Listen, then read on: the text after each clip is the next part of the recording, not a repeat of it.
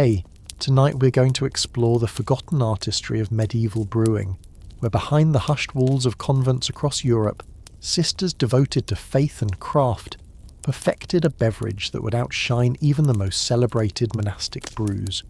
In the shadow of grand cathedrals and beneath the watchful gaze of stone saints, these women tended to copper kettles and oak barrels with a patience born of devotion. Their hands, weathered by prayer and labour, stirred mixtures of herbs and honey while whispering ancient recipes passed down through generations of sisters. As darkness fell across silent cloisters, the sweet aroma of fermenting grains would rise like incense, a testament to their quiet mastery of a craft that history nearly forgot. Tonight we step into their world. If you found comfort in these historical whispers before, please consider sharing this journey with someone who might need a gentle path to sleep tonight, or subscribe to join us again on another moonlit exploration of history's quieter corners. I'm curious, as you settle in to listen tonight, what season embraces the world outside your window? Now dim your lights, let your breathing find its natural rhythm, and allow the weight of today to melt into the softness beneath you as we travel back through centuries to a time when the gentle hands of sisters created liquid gold in the silence of stone-walled kitchens. The morning mist lingered over the fields surrounding the Benedictine convent of St. Hildegard in the Rhine Valley. It was the early spring of 1163 when the world awakened slowly from winter's embrace, and the first hints of green touched the sleeping landscape. Within the convent walls, long before the chapel bells would call the sisters to their first prayers, Sister Clara moved quietly through the brewing house, her woolen slippers barely making a sound on the well-worn stone floor. She was 36 years old, with hands that told stories of decades dedicated to the brewing craft. Her movements were precise and unhurried, as she checked the temperature of the water heating in the copper kettle suspended over glowing embers. Steam rose in lazy spirals toward the wooden beams overhead, catching the first pale light of dawn that filtered through small high windows. Sister Clara breathed deeply, taking in the comforting scents of malted barley, dried hops, and the particular mineral richness of the spring water that flowed from the hillside behind the convent. This water, this was the first secret to their renowned beer. While the monks at St. Boniface Abbey 3 miles downstream used the same river, the sisters' brewery stood at the source, where the water emerged pure and untouched from deep within the earth. The door to the brewing house opened with a gentle creak, and Sister Matilda entered, her lined face breaking into a smile at the sight of her younger companion already at work. At 73, Matilda was the eldest of the brewing sisters and the keeper of recipes that had evolved over 2 centuries. Her steps were slower now, but her eyes remained sharp, missing nothing. "You've started early, Clara," she observed, coming to stand beside the kettle. "The water sings just right this morning."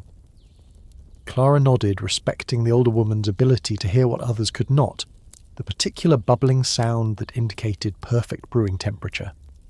"I couldn't sleep. The dream came again." Matilda's expression softened with understanding. Many of the sisters experienced dreams of divine guidance regarding their crafts, whether it be illuminating manuscripts, tending medicinal herbs, or in their case, brewing the beer that sustained the convent and earned its reputation throughout the Rhine Valley. "Tell me," Matilda said, reaching for her apron that hung on a wooden peg by the door. "I saw fields of golden barley swaying beneath a summer sky," Clara began, her voice dropping to a near whisper as she recalled the vivid images. "And among the stalks walked a woman with hair the colour of honey. She carried a basket filled with small blue flowers I've never seen before. She showed me how to add them to the brew during the waning moon." Matilda listened intently, her gnarled fingers methodically checking the quality of the barley malt they would use today. This was their way, dreams and practical knowledge woven together like the threads of the tapestries that hung in their chapter house. "Blue flowers, you say?" Matilda finally responded. "Perhaps when Sister Hildegard returns from gathering spring herbs, she might know of them." The abbess has granted her permission to explore the higher meadows this season. Clara nodded, turning her attention back to the kettle. The water had reached the precise temperature now. Together, the two women began the day's first brew, a rhythm established through years of working side by side. Matilda measured the crushed malt with expert hands, while Clara prepared the mash tun, a large wooden vessel well seasoned from decades of use. Outside the brewing house, the convent was slowly awakening. The bell for prime rang clear across the grounds, calling the sisters to their first prayers of the day. But the brewers had been granted special dispensation to follow a modified schedule of devotion, one that accommodated the unforgiving timing demands of their craft. They would pray while working, their labour itself a form of worship. As they poured the hot water over the malt, the rich, sweet smell of the mash filled the room. Clara began to hum softly, a hymn to St. Arnulf, patron of brewers. Matilda joined in, their voices blending in the steam-filled air. This too was part of their brewing ritual. They believed that the beer absorbed their prayers along with the ingredients, infusing it with a blessing that no written recipe could capture. Across the valley at St. Boniface Abbey, the monks were beginning their own brewing day. Brother Johannes, the cellarer and master brewer, dispatched novices to fetch water from the river. Unlike the sisters, who worked in pairs or small groups sharing wisdom, the monks' brewery operated under strict hierarchy. Brother Johannes guarded his recipes jealously, revealing only portions to his assistants as needed. The monks of St. Boniface produced considerable quantities of beer, enough to serve their community, provide for travellers, and sell to nearby villages. Their operation was larger, their methods more standardised. They prided themselves on consistency and volume, yet it was the sisters' beer that was sought after by nobles and bishops when they visited the region. It was their brew that travellers would detour miles to taste, and that locals would save for the most special occasions. Over decades, a gentle rivalry had formed between the two religious houses, though neither would openly acknowledge it. As the morning progressed, more sisters joined Clara and Matilda in the brewing house. Sister Agnes arrived to assist with straining the mash, her strong arms making light work of transferring the liquid to the boiling kettle. Sister Gertrude brought freshly harvested hops from the convent garden, carefully selected and dried from last year's harvest. The hops were another element that distinguished the nuns' brewing style. While the monks used them sparingly, mainly for preservation, the sisters had long ago discovered that generous additions of certain varieties imparted a pleasant bitterness that balanced the malt's sweetness. They grew 7 different types of hops in their garden, each with its own character. "These are the last of the Hallertau from autumn," Gertrude said, opening her basket to reveal the pale green cones. "They've dried perfectly.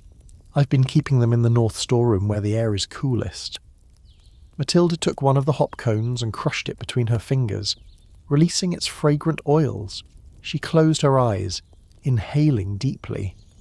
"Yes," she said after a moment, "these will speak beautifully in the spring brew. The aroma reminds me of the forests after rain." This was another difference in their approach. Where the monks saw ingredients as commodities to be measured and recorded, the sisters regarded them as living entities with voices and temperaments that needed to be understood. They knew that hops harvested from the south-facing slope had a different character than those from the shadier northern beds. They recognised that barley grown during a dry summer required different handling than grain from wetter years. By midday, the brewing house was warm with steam and conversation. The boil was underway, filling the air with the complex aromas of malt and hops. Sister Margrethe arrived with fresh bread and cheese for their midday meal, along with news from the scriptorium. "The abbess has received a letter from the Bishop of Mainz," she announced as the brewing sisters paused to eat. "He will be visiting next month and has specifically requested our Easter brew to serve at his table when he meets with the cathedral canons." A pleased murmur went around the room. The bishop's appreciation of their beer was well known, and his requests were always considered a high honour. "Did he mention the monk's brew?" Agnes asked with a barely concealed smile. Margaretta's eyes twinkled as she tore a piece of bread. I believe his exact words were that while the brothers make a beer adequate for quenching thirst, only the sisters create one worthy of contemplation. The brewing sisters allowed themselves brief laughter, a small moment of pride quickly tempered by Matilda's gentle reminder that their gift was from God and meant to be shared with humility. After their meal, the work continued. The next critical phase was cooling the wort, the sweet liquid extracted from the mashing process.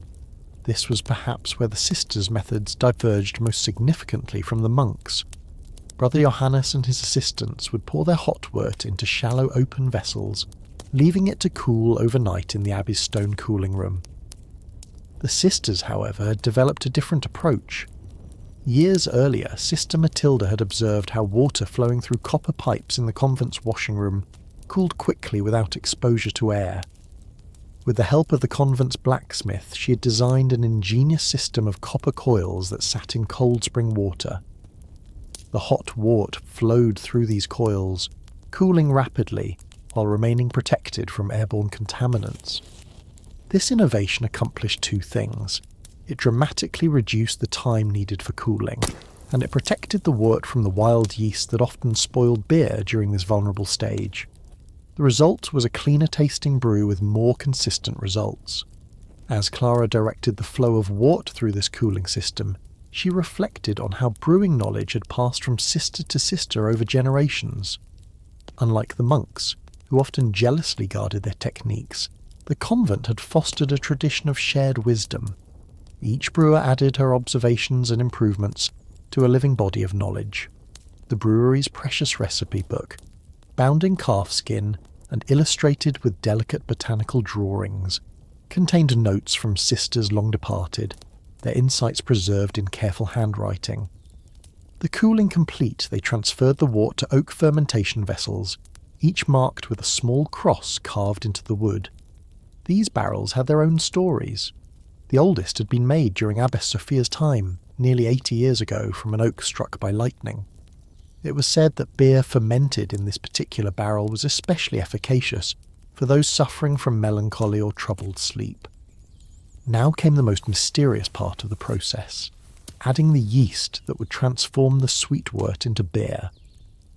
While the monks at St. Boniface used yeast taken from previous batches or sometimes acquired from local bakers, the sisters maintained their own carefully tended yeast strain. Sister Gertrude was the keeper of the yeast, a responsibility she had inherited from Matilda 5 years ago. From a small ceramic jar stored in a cool corner of the cellar, she brought forth what the sisters called the mother, a portion of yeast culture that had been nurtured and maintained for longer than any living sister could remember. The transfer of the yeast was treated as a sacred moment. The sisters gathered around as Gertrude carefully added it to the cooled wort, making the sign of the cross over each barrel. Together they recited a prayer attributed to Saint Hildegard herself, asking for blessing upon the transformation about to take place. With the yeast added, their immediate work was done. The barrels would now be moved to the fermentation cellar, where they would remain for several weeks under the watchful care of sisters assigned to monitor the process. Each day, someone would listen to the sounds of fermentation, the gentle bubbling that indicated the yeast was consuming sugar and producing alcohol. They would smell the changing aromas and make notes in the brewery journal. As evening approached, Clara and Matilda cleaned the brewing equipment with the same care they had applied to the brewing process itself. The copper kettles were scrubbed with sand and rinsed with hot water. The wooden vessels were cleaned with special brushes made from heather branches, then rinsed with cold spring water. Nothing was left to chance. Cleanliness was essential to good beer, a fact the sisters had understood centuries before science would confirm it. "You should rest tomorrow," Matilda told Clara as they hung the last of the tools on their designated hooks. "Your hands have been in cold water too much these past days." Clara looked down at her reddened fingers. "Perhaps you're right, and I should spend some time in the library. I want to look through the old botanical manuscripts to see if I can identify those blue flowers from my dream." Matilda nodded approvingly. This integration of practical work and scholarly pursuit was encouraged within the convent. Many of the best brewing innovations had come from sisters who studied widely. Herbal law, mathematics, astronomy and medicine all had contributions to make to the brewer's art. As they left the brewing house, the evening light cast long shadows across the convent grounds. Sisters were moving toward the chapel for vespers, their figures silhouetted against the golden sky. The brewing day was complete, but the beer's journey was just beginning. In the weeks that followed, the spring brew developed in its oak home. The fermentation was vigorous at first, a symphony of bubbling that could be heard when entering the cellar. Gradually it settled into a gentler rhythm as the yeast completed its work. The sisters took turns monitoring its progress, sometimes spending hours in the cool silence of the cellar, listening to the beer as it transformed.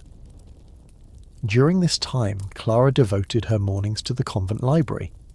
The scriptorium was a place of reverent silence, broken only by the scratching of quills as copying nuns worked on manuscripts. With permission from Sister Immaculata, the librarian, Clara carefully examined books of botanical knowledge, searching for blue flowers that might match those from her dream.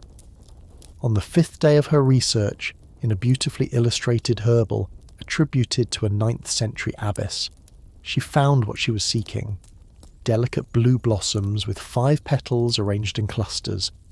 The text identified them as borage, noting their properties for bringing joy and courage.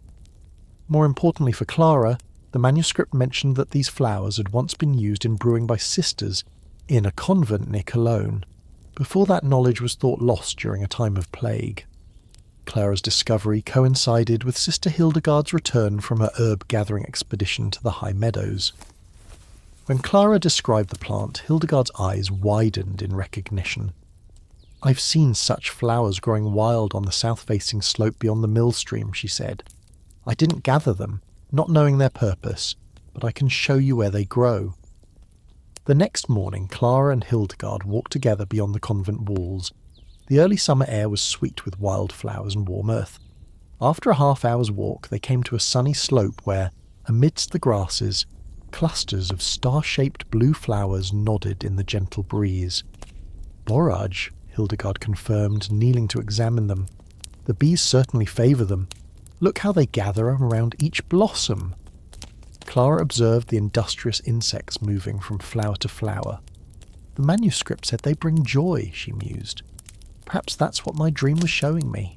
A new element for our Pentecost brew." They gathered a modest amount of the flowers, taking care not to deplete the wild patch.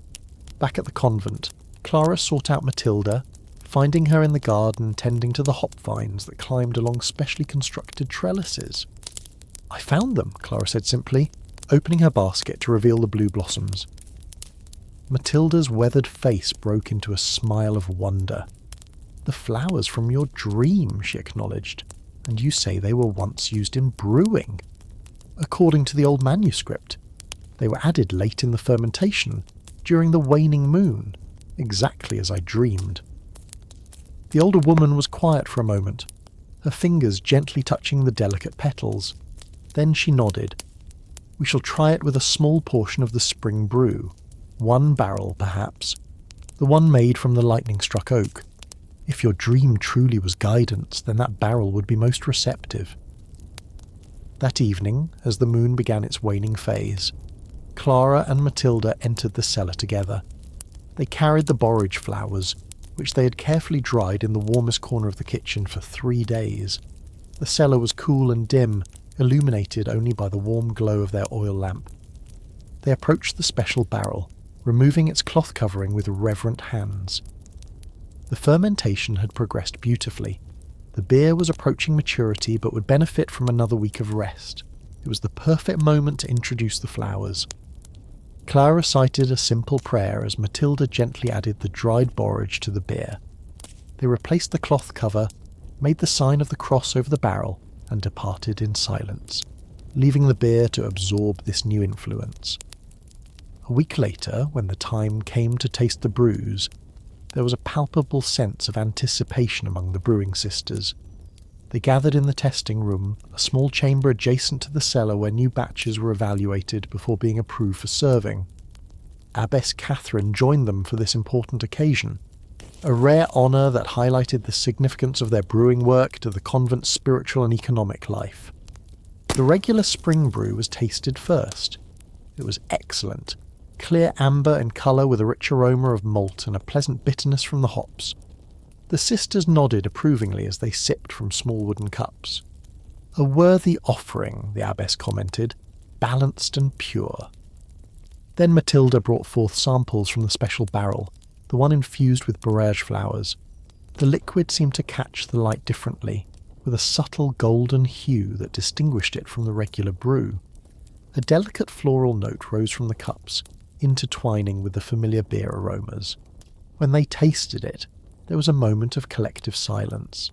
Then Sister Agnes began to smile, followed by Sister Gertrude. Even the usually reserved abbess raised her eyebrows in pleased surprise. "It tastes of sunshine," Sister Hildegard said softly, "and something else. Something I cannot quite name." "Joy," Clara whispered, remembering the manuscript's description of barrage. "It tastes of joy." The abbess took another thoughtful sip. "This is the beer we shall send to the bishop," she decided, "and we shall call it Laetitia Joy."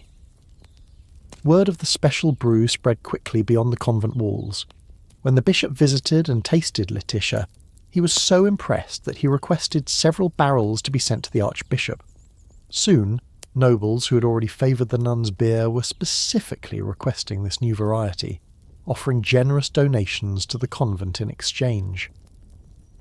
The monks at St. Boniface could not help but notice the increased traffic to the convent's modest guest house, where travellers would stop specifically to taste the sisters' renowned brew.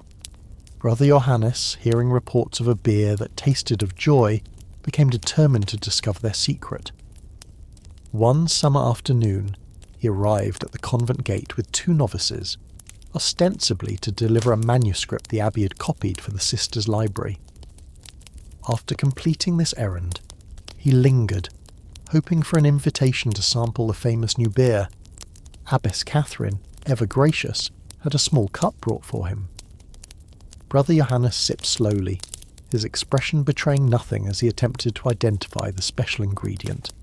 Though he recognised the quality of the malt and the perfect balance of hops, the elusive floral note remained a mystery to him.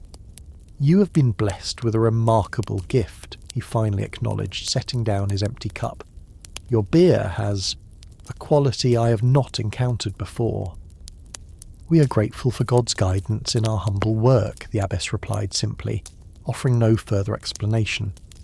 After the monks departed, Clara asked the abbess if perhaps they should share their knowledge of the borage flowers. The older woman considered this thoughtfully before responding. "Knowledge freely given is the Christian way," she acknowledged. However, Brother Johannes did not ask to learn. He came hoping to take knowledge without exchange. When he returns with an open heart, seeking to both give and receive wisdom as equals in God's sight, then we shall share our discovery. Clara understood then another reason why the sisters' beer excelled. It was not just their techniques or their special ingredients, it was their approach to brewing itself. Where the monks viewed brewing as a process to be controlled and a recipe to be protected, the sisters saw it as a conversation with creation, a collaborative dance with water, grain, hops, and yeast. The monks brewed with authority, the sisters brewed with relationship. As summer deepened into autumn, the convent's brewing activities intensified in preparation for winter. The hop harvest was gathered, with special attention paid to varieties that complemented the newly discovered barrage. Clara, now recognised for her dream-inspired innovation, was given more responsibility in planning the seasonal brewing calendar. One morning, as mist once again cloaked the valley, Matilda found Clara already at work in the brewing house, just as she had that fateful spring day. But now Clara was making notes in the brewery journal, planning a small experimental batch. "Another dream?" Matilda asked with a gentle smile. Clara looked up, her eyes bright with purpose. "Not a dream this time, but I've been thinking about how the borage flowers transform our beer. Perhaps there are other forgotten ingredients waiting to be rediscovered. I've been reading accounts of our earlier sisters, those who came from Britain and brought brewing traditions from their homeland. Matilda nodded encouragingly. This was how their brewing tradition had always evolved, through a respectful dialogue between past wisdom and present inspiration, between written records and direct experience. "You will be the keeper of the recipes one day," the older woman said softly, "when these hands can no longer lift the mash paddle." She held out her gnarled fingers, marked by decades of brewing work and prayer. Clara took Matilda's hands in her own. "And when that day comes, I will remember everything you've taught me, not just about beer, but about listening. Listening to the ingredients, to the seasons, to the dreams, and to the stillness where God speaks." Outside, the convent bell began to ring, calling the sisters to prayer. Within the brewing house, the day's first batch was beginning its journey from simple ingredients to living beer. And within that process, hidden from the world but evident in every sip, lay the answer to why the nuns brewed better beer than monks. It was never a matter of competition, but of approach. The sisters' beer was superior because their brewing was an extension of their devotional life, patient, attentive, communal, and guided by a willingness to listen rather than merely direct. Where the monks sought to bend nature to their formulas, the nuns entered into conversation with creation, becoming partners in a process that remained at its heart miraculous. This truth would remain largely unrecognised in written histories, with monastic brewing receiving the lion's share of scholarly attention through the centuries. But it lived on in taste memories, in the special reverence with which people spoke of the sisters' beer, and in the quiet traditions passed from brewing nun to brewing nun across generations. And perhaps most importantly, it lived on in the barrels aging in cool cellars, where beer born of prayer, patience and feminine wisdom continued its quiet transformation, a liquid testament to a different way of knowing and being in the world. As centuries passed, many convent breweries would disappear, victims of changing religious practices, political upheavals and economic pressures. The specific techniques and recipes of the medieval brewing sisters would fade into the mists of time, yet echoes of their wisdom would resurface whenever brewers approached their craft with reverence, patience, and a willingness to listen rather than dominate. In modern craft breweries, where artisans once again value small batches, local ingredients, and traditional methods, something of the sisters' spirit lives on. Without knowing it, these contemporary brewers sometimes rediscover principles that Clara, Matilda, and their companions understood through direct experience and divine guidance. The story of why medieval nuns brewed better beer than monks is not merely a historical curiosity. It is a reminder that greatness often flourishes in overlooked places, that wisdom can wear humble garments, and that sometimes the path to excellence lies not in asserting mastery over creation, but in entering into grateful partnership with it. As this tale of brewing sisters fades like mist over ancient stone walls, another story begins to stir from the shadows of forgotten time. Let your mind drift gently now across the centuries, where new whispers await to carry you deeper into slumber's embrace. Within walled gardens where moonlight blessed the dew, sisters of faith tended living mysteries. Their fingers, stained with earth and scripture ink alike, understood what the monks had forgotten, that brewing was a conversation with creation, a prayer spoken in petals, roots, and sacred waters. The mountain mist clung to the ancient stone walls of Hildegard Abbey as dawn slowly illuminated the valley below. It was the early spring of 1214, when the world still slumbered under winter's remnants, but life stirred beneath the soil in quiet preparation. Within the abbey walls, similar preparations were underway, though they had begun hours before the first light touched the highest tower. Sister Elsbeth moved through the herb garden with practised reverence, her soft footfalls barely disturbing the morning dew that clung to the emerging shoots. At 62 winters, she carried her years with grace, her back still straight despite decades spent bent over garden beds and brewing kettles. The lines around her eyes spoke of both laughter and concentration, for brewing was no simple task but a divine conversation between the brewer and God's ingredients. As infirmarian of the abbey, responsible for both the healing herbs and the brewing of ale, Elsbeth understood what many of the neighbouring monks at St Boniface Monastery did not, that the secret to exceptional brewing lay not in strength or technical precision, but in patient observation and intimate knowledge of each plant's nature. She paused now beside a bed of young hops, her weathered fingers gently lifting a tender shoot to inspect its health. "Good morning, little ones," she whispered, her breath visible in the cool air. "You have survived another winter.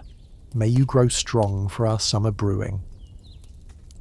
Behind her, Sister Matilda approached, carrying a woven basket already half filled with fresh herbs. At barely 20, she was the youngest of the Brewsters, brought to the abbey as a child and raised among the sisters. Her quick mind and gentle touch with plants had caught Elsbeth's attention years ago, and she had been training under the elder nun's guidance since she was 12. "The yarrow is particularly fine this morning, Sister Elsbeth," Matilda said softly, presenting her basket. "And I have found some wild mint by the stream that was not there last season."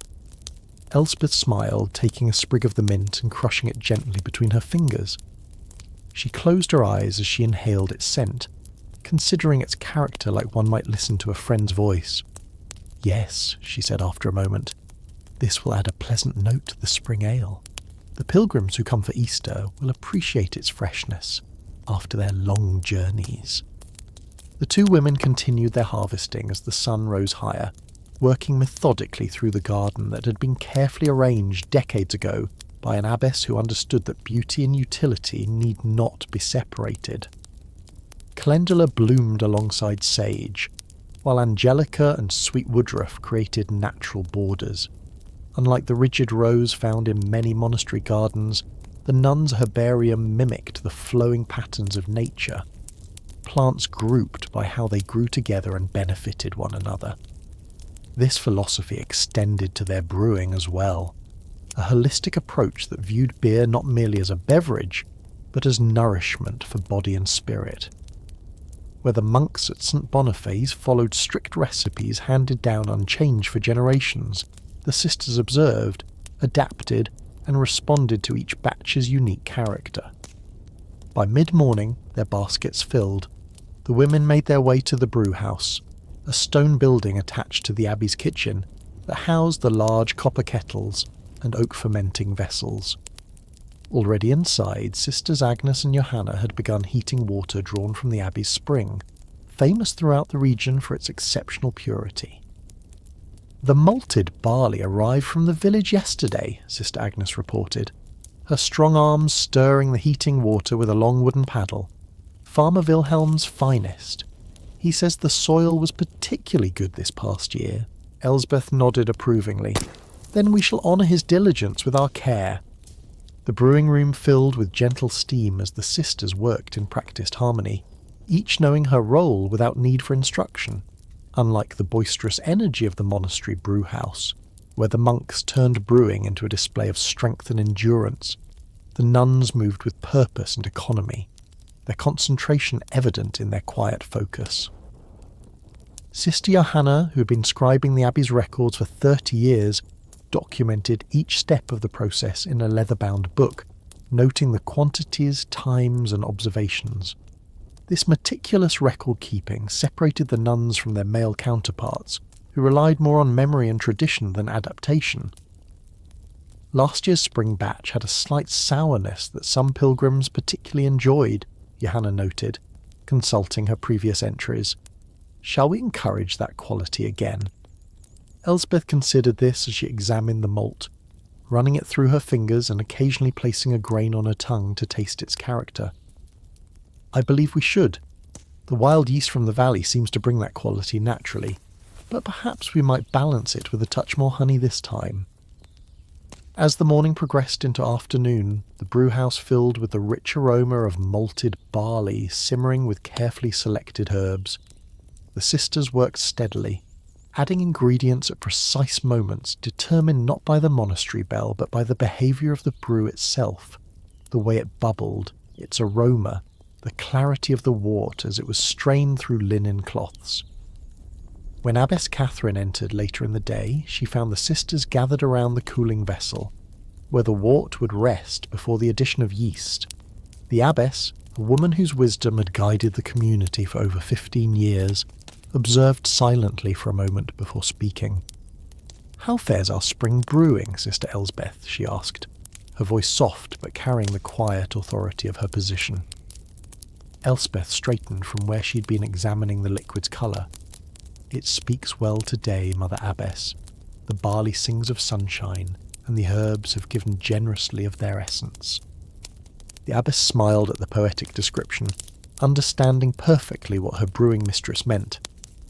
Unlike Abbot Gregor from St. Boniface, who demanded reports of quantities and time frames, Abbess Catherine recognised that exceptional brewing required both science and intuition, a balance her nuns had mastered. Brother Thomas visited yesterday, the abbess mentioned, accepting the small sample cup that Matilda offered her. He admitted, though not easily, that our Candlemas ale was superior to theirs. She sipped the cooling wort thoughtfully. He wished to know our secret. A gentle smile passed between the sisters, for this was not the first such inquiry from the monastery across the valley. Despite having larger facilities and more resources, the monks' brew had never achieved the subtle complexity and balance that characterised the nuns' ale. "And what do you tell him, Mother?" asked Sister Agnes, amusement touching her usually serious face. "That we listen more than we speak," replied the abbess, "to the ingredients, to the seasons, and to each other." She returned the cup with a nod of approval, and that perhaps God speaks differently to those who are accustomed to silence. As afternoon lengthened toward evening, the brewhouse activity slowed to the final, most delicate stage, the cooling of the wort before it would be transferred to oak barrels for fermentation. While the monks often rushed this process, sometimes adding cold water to speed cooling, which the nuns considered a grievous error that diluted flavour, the sisters simply waited, allowing nature to work at its own pace. Sister Matilda remained behind as the others departed for evening prayers, tasked with monitoring the temperature. As she sat in the quiet brewhouse, watching the steam rise more gently now from the copper vessel, she contemplated the subtle differences between their brewing methods and those she had observed at the monastery during feast days. The monks approached brewing as they did many tasks, as something to be conquered through effort. They stirred their mash vigorously, boiled their wort at rolling temperatures, and worked with a constant commentary of instructions and corrections. Their brewmaster, a red-faced brother named Ambrose, seemed perpetually dissatisfied, always urging greater speed or stronger effort. In contrast, the sisters moved through their brewing day in what almost resembled a dance. Fluid, responsive, collaborative. They adjusted to conditions rather than trying to force conditions to adjust to their will. If a batch showed signs of developing in an unexpected direction, they considered it an opportunity rather than a failure, adapting subsequent steps to harmonise with these changes. Matilda's contemplation was interrupted by Sister Elsbeth's return. The older nun moved to her side and placed a gentle hand on her shoulder. "What do you observe?" she asked, gazing into the cooling liquid. "It seems to have clarified more quickly than usual," Matilda replied, "and the colour has a deeper amber tone." Elsbeth nodded approvingly. "Good observations. And what does this tell you about how we should proceed?" Matilda considered carefully before answering, knowing this was part of her ongoing education. "That perhaps we should use the yeast from the north cellar rather than the western one. The stronger variety might balance the richer malt character."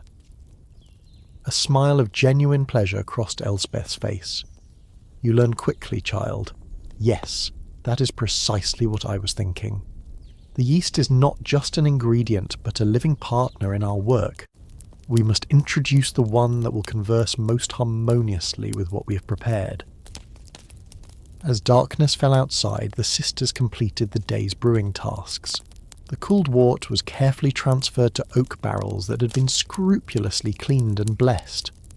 Unlike the monks, who used the same barrels repeatedly without thorough cleaning, believing the residue added character, the nuns purified their vessels after each use, preferring to control the flavour through deliberate choices rather than chance contamination. Sister Johanna made her final notes in the brewing journal before closing it reverently. "Tomorrow we will add the yeast at dawn, when the air is purest," she confirmed. Elspeth nodded, covering the barrels with clean linen cloths that would allow them to breathe while protecting them from dust. "And then we shall let God and nature continue what we have begun." As they secure the brew house for the night, Sister Matilda was reminded of another fundamental difference between their approach and that of the monks. While Brother Ambrose insisted that the brew house be kept sealed, and that only designated brothers could enter during fermentation, a practice he claimed protected the brewing's secrets, the sisters viewed their knowledge not as something to be hoarded, but as wisdom to be shared. Each novice who entered their community learned the brewing arts alongside prayers and scripture. Young women from the village were sometimes taught basic brewing skills as part of the abbey's charitable work. The sisters believed that knowledge, like faith, grew stronger when shared rather than diminished. The dawn arrived clear and cool, perfect conditions for the next stage of brewing. After early morning prayers, the sisters returned to the brew house, where the wort had rested overnight. Now came the moment that Sister Elsbeth considered most sacred in the brewing process, the introduction of yeast. The small clay pot containing their carefully maintained yeast culture was brought from the cool cellar where it was stored. Unlike the monks, who often traded for new yeast when their brews became inconsistent, blaming external factors rather than their handling, the nuns had maintained their yeast strain for generations, feeding it regularly with honey water and storing it in optimal conditions. "This yeast has produced ale for the coronation of 2 kings, Elsbeth reminded Matilda as she carefully opened the pot. "Its lineage is older than our abbey walls." With reverent movements, she transferred portions of the living culture to each barrel, whispering what seemed like a prayer as she did so. Then, after ensuring the cloths were securely replaced, she ushered everyone from the room. "Now we step away and practice patience," she instructed. "The yeast must be allowed to work without disturbance." While the monks visited their fermenting ale frequently, often lifting covers to check progress or adding ingredients to correct perceived problems, the sisters limited their visits to brief, necessary checks. They understood that constant interference disrupted the delicate work of fermentation, and that most problems resolved themselves if given time. 3 days later, the first signs of active fermentation were evident in the gentle bubbling beneath the cloths and the sweet, yeasty aroma that filled the brew house. Sister Johanna recorded these observations without disturbing the process, noting the room temperature and the clarity of the bubbles. As the days passed, the sisters continued their regular duties, tending gardens, copying manuscripts, providing hospitality to travellers, and participating in the 8 daily prayer services that structured their lives. Unlike brewing at the monastery, which disrupted the brothers' routine and required special dispensation from regular duties, brewing at the abbey was woven seamlessly into the rhythm of daily life. A week into fermentation, Abbot Gregor himself paid a visit to the abbey, ostensibly to discuss arrangements for the upcoming Easter celebrations, but with a thinly veiled interest in the nuns' brewing methods. After the formal meeting with Abbess Catherine, he requested a tour of the brew house, which was graciously granted. "Your reputation spreads farther each year, Sister Elsbeth," the abbot commented as they entered the cool stone room where the barrels rested. "I hear that even Count Wilhelm now prefers your ale to that imported from the north." Elsbeth inclined her head modestly. "God blesses our humble efforts, Father Abbot." The abbot circled the barrels with obvious curiosity, noting the careful arrangement and the detailed records kept on parchment beside each one. "Brother Ambrose follows the methods brought from Bavaria by our founding brothers," he said, "techniques proven over centuries. Yet I wonder if perhaps there might be something in your approach that we could incorporate." Abbess Catherine exchanged a brief glance with Elsbeth before responding. "We would be pleased to share our understanding, Father.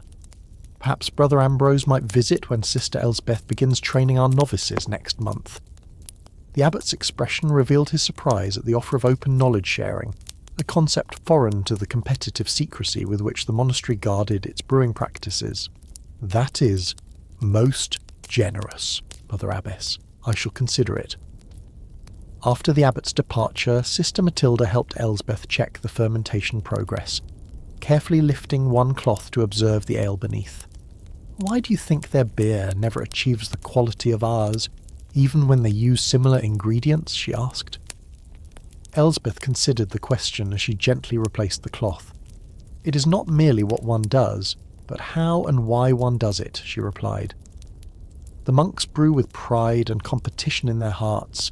They seek to make the strongest ale, the most famous ale that brings recognition." She moved to the small window that overlooked the herb garden, now beginning to flourish in the strengthening spring sunshine. "We brew as an extension of our healing work, as nourishment for travellers, as celebration of what the earth provides. We approach brewing as a conversation rather than a conquest." The young nun nodded thoughtfully. "And the practical differences? The herbs we use?" "Yes, there is that too," Elsbeth smiled. "The monks favour only what tradition dictates. Hops for preservation, perhaps some bog myrtle. They rarely experiment. We incorporate what we learn from our healing work, the balancing properties of herbs, the importance of harmony among ingredients, the way certain combinations soothe while others invigorate." As if to illustrate this point, she led Matilda to the small apothecary attached to the brew house, where dried herbs hung from the rafters and clay pots contained prepared mixtures. "Notice how our brewing herbs are not separated from our healing herbs. For us, they are part of the same knowledge." 2 weeks later, as April warmed toward May, the spring ale was ready for its final stage. The fermented liquid was carefully siphoned from the barrels, leaving the settled sediment behind, and transferred to serving vessels. Some would be consumed fresh for the coming Easter celebrations, while some would be stored in the cool cellars for later use. Sister Johanna completed her detailed records, noting the final colour, a clear amber with golden highlights, the aroma, malty with subtle herbaceous notes, and the taste, a perfect balance of sweetness and refreshing bitterness, with hints of meadow sweet and a gentle finish. Abbess Catherine presided over the first ceremonial tasting, when small cups were distributed to all the sisters after evening prayers. It was a moment of quiet celebration, an acknowledgement of collective work and divine blessing. Even the novices received a small portion, for this was part of their education in the abbey's traditions. "May this ale bring strength to the weary, comfort to the troubled, and joy to our Easter table," the abbess pronounced before they drank, "and may we never forget that our work honours both the Creator and His creation." As predicted, the spring ale proved exceptional. Pilgrims arriving for the Easter celebrations commented on its refreshing character, and several local nobility sent servants to purchase quantities for their Easter feasts. Even Brother Thomas, visiting to deliver manuscripts from the monastery scriptorium, grudgingly admitted its superior quality. "There is something in it that we cannot seem to capture," he confessed to Sister Elsbeth as they walked through the cloister garden. "A certain harmony of flavours." Elsbeth smiled gently. "Perhaps because you seek to master your ingredients, while we seek to understand them." Brother Thomas looked puzzled. "But we follow the ancient methods precisely. Brother Ambrose measures everything with scientific exactitude." "And therein may lie the difference," Elsbeth replied. "Brewing is both science and art, brother. Like illuminating a manuscript, it requires both precise technique and intuitive understanding." She stooped to pluck a sprig of thyme that grew between the path stones. "Consider this humble herb. Its character changes with the season, with the amount of rainfall, with its proximity to other plants. If I were to use it in identical measure each year, the result would not be consistency, but inconsistency, for I would be ignoring its changing nature." The monk frowned slightly, considering her words. "So you adjust your methods based on the character of the ingredients?" "We listen before we act," Elsbeth confirmed. and we remember that we are working not with dead materials but with living things. Barley that once grew in sunlight, herbs that drew up water from the earth, yeast that even now transforms rather than being transformed. As spring deepened into summer, the fame of the Nuns' Easter ale spread further, carried by pilgrims returning to distant homes. The abbey received several requests for their brewing secrets, including one from a bishop who offered a generous donation in exchange for their methods. Abbess Catherine consulted with Sister Elsbeth about how to respond. They sat together in the abbess's small study, the window open to admit the scent of summer blooms and the distant sound of sisters working in the garden. "We have never concealed our methods," the abbess noted, examining the bishop's letter. "Yet I sense that sending merely a list of ingredients and procedures would not convey the true essence of our brewing." Elsbeth nodded in agreement. "The heart of our brewing is not in measures and times, but in relationship, with the ingredients, with the seasons, with our purpose." "Then perhaps," the abbess suggested thoughtfully, "we should invite rather than instruct. Suggest that any who wish to learn our method send a student to live among us for a season." This became their practice, offering not written formulas but experiential knowledge. Over the years that followed, several breweries sent apprentices to study with the nuns, including, eventually, a young brother from St. Boniface Monastery itself. Some grasped the deeper principles the sisters taught, others departed with only technical improvements. The difference, Elsbeth observed, often lay in whether they approached brewing as a means of personal acclaim or as a form of service and creative participation in nature's gifts. As autumn approached, bringing with it preparations for the harvest ale that would sustain the community through winter, Sister Elsbeth began to transfer more responsibility to Matilda. At 63, she could feel the changing seasons in her joints, and knew that the time was approaching to pass her primary role to younger hands. One crisp September morning, as they collected the last of the summer herbs before frost claimed them, she shared this thought with her dedicated student. "I am not ready," Matilda protested, her eyes widening with concern. "There is still so much I have to learn from you." Elsbeth smiled, tucking a sprig of rosemary into her basket. "You have learned the most important thing already, how to listen. To the plants, to the water, to the yeast, to the changing seasons. The rest will come with practice." She gestured toward the walled garden with its carefully tended beds, now beginning to retreat into autumn dormancy. "Our way of brewing has never depended on a single keeper of knowledge, but on a community of understanding. What I know, I learned from Sister Agnes before me, who learned from Sister Bert, stretching back to the founding of our abbey." The continuity brought comfort to the younger nun, and we brew differently than the monks because this knowledge has passed through women's hands. "Perhaps," Elsbeth acknowledged. "Women's work has always involved nurturing life, children, gardens, the sick. We understand instinctively that living things cannot be forced but must be supported in becoming what they already are by nature." She brushed soil from a harvested valerian root. "The monks seek to impose their will upon their materials. We seek to discover what our materials intend to become." As they completed their harvesting and walked back toward the abbey buildings, the afternoon sun cast long shadows across the valley. From this vantage point they could see the monastery on the opposite hillside, a larger, grander structure than their modest abbey, with its impressive stone church and extensive outbuildings. "They have more resources than we do," Matilda observed. "Larger kettles, more barrels, more brothers to do the work." "Indeed," Elsbeth agreed. "Yet size and strength are not always advantages in delicate work. Sometimes smaller hands can achieve finer results." She paused, shifting her basket to her other arm. "Remember this, Matilda, when you become our brewster. Our strength has never been in grand facilities or complex techniques, but in careful attention. Not in speaking, but in listening. Not in changing our materials, but in understanding them so deeply that we can help them express their finest qualities."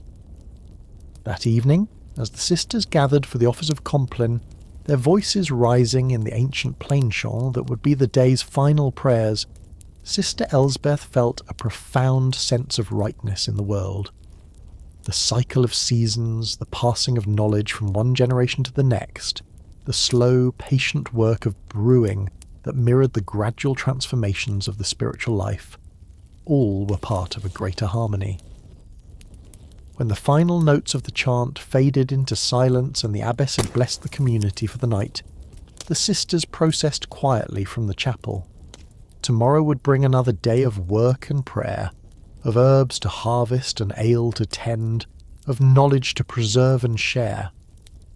And in brewhouses across the valley and beyond, the ancient dance of grain, water, herb and yeast would continue, sometimes hurried by impatience, sometimes forced by pride, but in this place, approached with the quiet wisdom of women who understood that the most profound secrets were those hidden in plain sight, revealed only to those who had learned how to truly see.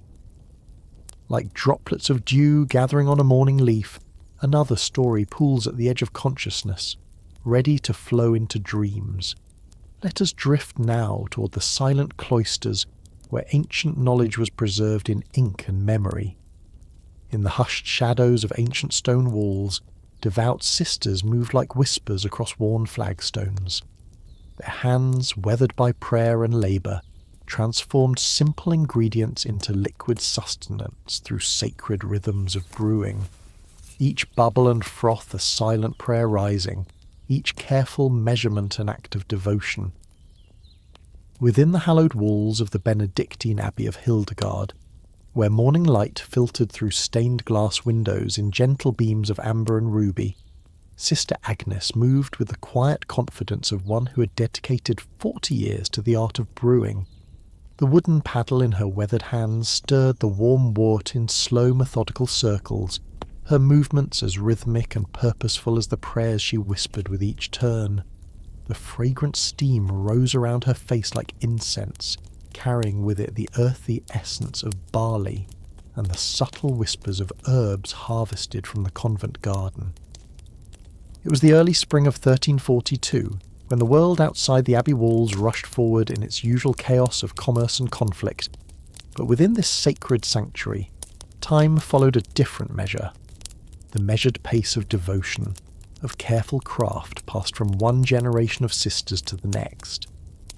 Agnes had learned the art of brewing from Sister Matilda, who had learned from Sister Elizabeth before her, creating an unbroken chain of knowledge stretching back 2 centuries. The brewing house stood apart from the main abbey buildings, a sturdy stone structure with a thatched roof that had been replaced just last summer. Inside, the air hung heavy with moisture and the complex aromas of fermentation, a rich tapestry of scents that spoke of transformation. Large oak barrels lined one wall, each marked with a small cross and the date of its filling.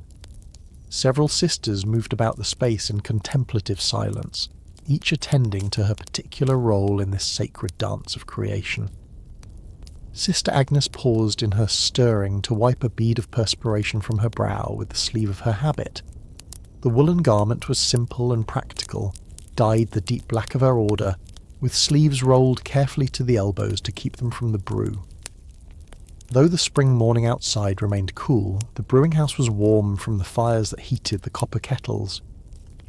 She glanced towards Sister Beatrice, a younger nun of perhaps 30 summers, who methodically measured dried hops into a small linen bag. "Not too much of the wild hops today," Agnes instructed, her voice barely rising above the gentle bubbling of the wort. "The last batch was too bitter for the infirmary patients. Remember the balance. God gives us these plants for healing as much as for flavour." Beatrice nodded, adjusting her measurements with careful precision. Unlike the monks at the nearby monastery who brewed with a heavier hand, the Sisters of Hildegard's Abbey had developed a reputation for beer that combined artful flavour with medicinal properties. Their knowledge of herbs, when to harvest them, how to dry them, which combinations soothed various ailments, had been compiled in careful manuscripts stored in the Abbey's library. While the monks' brewing books focused primarily on quantity and preservation, the nuns' records contained delicate observations about the healing properties of different ingredients. The morning progressed in a gentle rhythm of tasks. Sister Clara, the youngest of the brewers at merely 19 years, carried fresh water from the abbey's spring in wooden buckets. The spring had been blessed by the bishop himself when the convent was founded, and its waters were renowned for their clarity and purity. This water, the sisters believed, was their first advantage in brewing, a gift from God that formed the foundation of their craft. As Clara emptied the buckets into the large wooden vessel where the barley had been soaking since yesterday, she recited her prayers in a soft, melodic voice. For the brewing sisters, every act was intertwined with devotion. When they added hops to bitter the beer and helped preserve it, they contemplated the necessary bitterness in life that led to preservation of faith. When they stirred the mixture to prevent scorching, they reflected on the constant attention required to prevent sin from taking hold in the soul. The malt was well roasted this time, observed Sister Gertrude, the cellarer responsible for the abbey's provisions, as she inspected the grains that had been carefully prepared over the past week. Sister Martha has a patient hand with the fire. Agnes nodded in agreement. The malting of the barley required particular attention, the grains allowed to sprout just enough before being dried and roasted to develop the sugars needed for fermentation. Too much heat would scorch the malt and bring a harsh, burnt flavour to the beer. Too little would leave the malt unsuitable for brewing. The sisters had perfected their techniques through generations of careful observation and record-keeping. Outside the brewing house, the abbey bell rang for terce, the prayer service that marked the third hour of the day. The brewing sisters paused in their work, turning towards the east, making the sign of the cross and reciting the prayers they knew by heart. Though they could not join the rest of the community in the chapel while the brewing was in progress, they remained connected through these moments of synchronized prayer, their thoughts rising like the steam from the kettles to join with the collective devotion of their sisters. When the prayers concluded, they returned to their tasks with renewed purpose. The morning's brew would continue through the day, requiring constant attention. Tomorrow, once the water had cooled, they would add the yeast that had been carefully preserved from the previous successful batch. This yeast was treated with particular reverence, a living connection to past brews, carrying forward the distinctive character of the abbey's beer. Sister Agnes settled onto a wooden stool near the largest kettle, her bones grateful for the brief respite. Though she would never complain, the years had brought an ache to her joints that intensified on brewing days.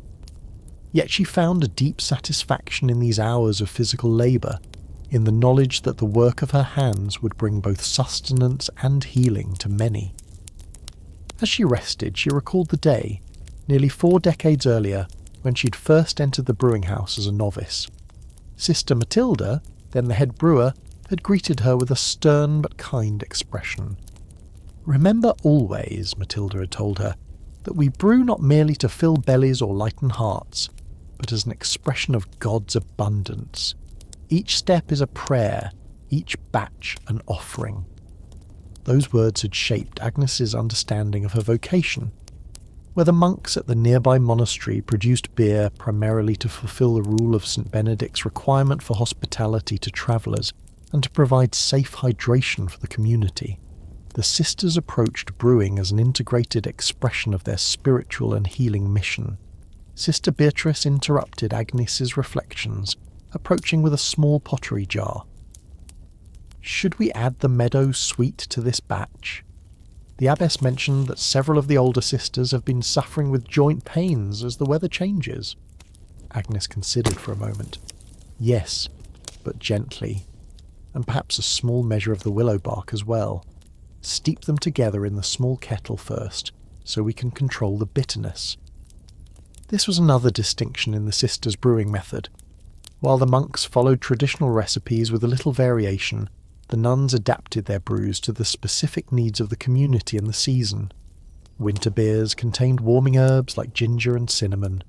Spring brews often included nettles and dandelion to cleanse the blood after the heavy foods of winter. Summer batches might feature cooling herbs like mint or lemon balm, while autumn brews incorporated immune-strengthening elderberry or rose hips. The sun climbed higher in the sky, casting shifting patterns through the small high windows of the brewing house. The sisters worked steadily through the midday hours, breaking only briefly to consume a simple meal of bread and cheese brought by one of the kitchen sisters. As they ate, they listened to Sister Clara, who had been appointed as the reader for the day.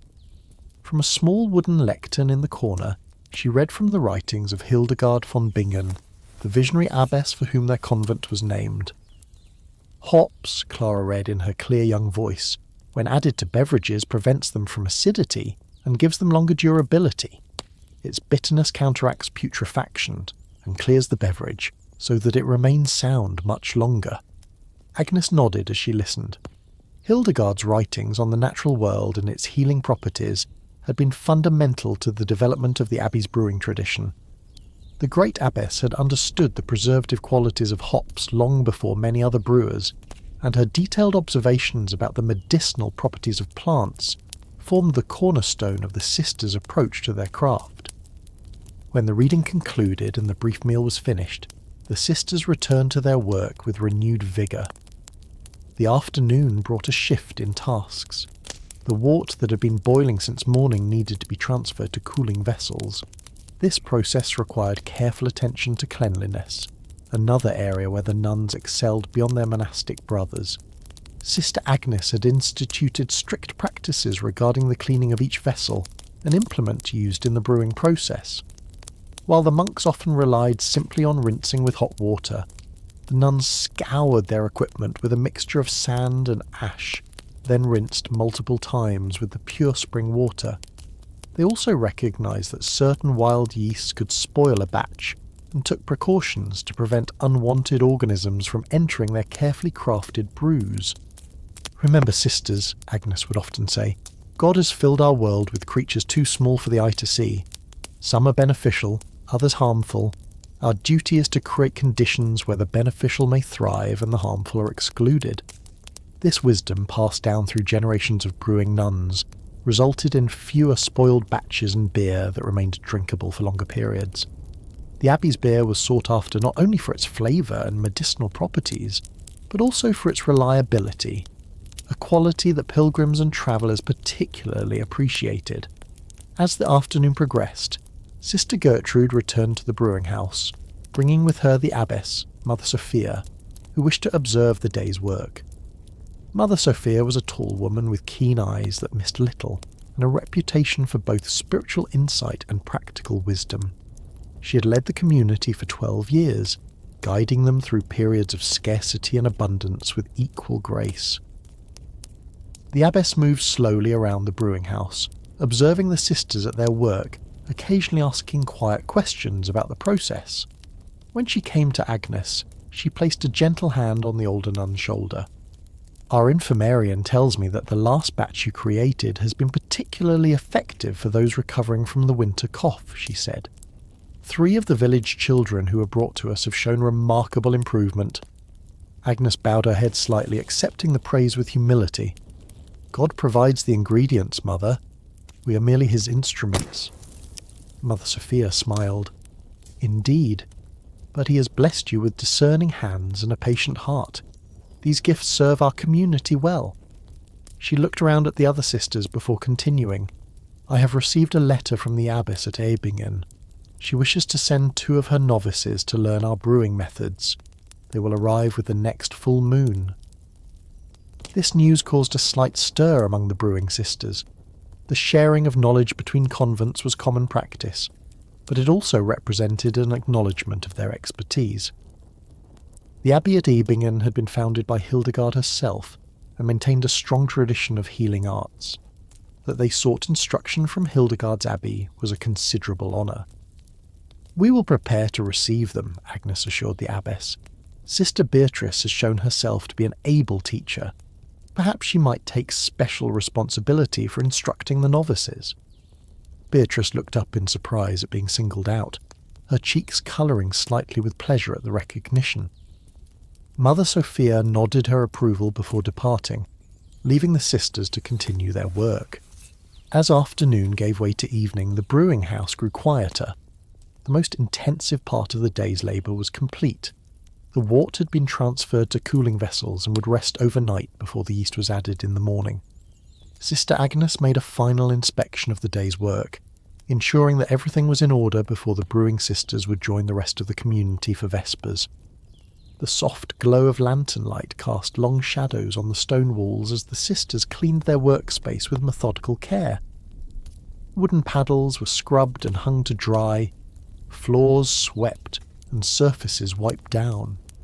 Nothing was left to chance or neglect, for in brewing as in prayer, attention to detail was an expression of devotion. As they prepared to leave for the evening service, Agnes paused by the cooling wort and made the sign of the cross over it, a blessing and a prayer that the overnight rest would prepare it perfectly for the fermentation to come. This small gesture, performed at the end of each brewing day, connected the physical process of brewing with the spiritual intention behind it. The sisters walked together in silence across the abbey grounds toward the chapel, the evening air cool against their faces after the warmth of the brewing house. The western sky was painted in shades of gold and crimson as the sun began its descent, casting the abbey buildings in gentle light. It was a moment of transition, from day to evening, from labour to prayer, from action to contemplation. Inside the chapel, the rest of the community had already gathered, their voices rising in the ancient chants of the divine office. The brewing sisters slipped quietly into their places, joining the familiar melody with practised ease. Their work-weary bodies found rest in the familiar postures of prayer, while their minds settled into the rhythm of worship that formed the foundation of their lives. Later, after the evening meal eaten in silence while listening to spiritual readings, the community gathered in the common room for the brief period of conversation aloud before the great silence of night descended. It was during this time that Sister Agnes sought out Sister Martha, who was responsible for malting the barley. "The malt was excellent today," Agnes told her. "What did you do differently?" Martha, a middle-aged nun with practical hands and a quiet demeanour, considered the question. "I followed your suggestion to sprinkle the germinating barley with a little of the water from the herb garden. I think the minerals in that soil enrich the water in a way that benefits the malt." Agnes nodded thoughtfully. This was how their knowledge grew, through careful observation, thoughtful experimentation, and shared wisdom. Each small improvement was noted and incorporated into their practice, then recorded in the brewing manuscripts for future generations. Across the room, Sister Beatrice was engaged in conversation with Sister Clara and two other younger nuns, explaining something with animated hands. Agnes watched with approval. Beatrice would indeed make a fine instructor for the visiting novices. She had not only mastered the technical aspects of brewing, but had embraced its spiritual dimensions as well. When the bell rang, signalling the end of the conversation period, the sisters moved toward their dormitory in orderly silence. The large sleeping chamber, divided into individual cells by simple wooden screens, would remain quiet until the midnight bell called them to matins, the night office of prayer. Sister Agnes settled onto her narrow bed, her body grateful for horizontal rest after the day's labour. Her mind turned to the brew now cooling in the brewing house, and to the tasks that awaited them tomorrow. The addition of yeast would begin the mysterious transformation of sweet wort into nourishing beer, a process that never ceased to fill her with wonder, even after 4 decades of brewing. As she drifted towards sleep, Agnes's thoughts became prayers, offering up the work of her hands to the God who had called her to this life of ora et labora, prayer and work.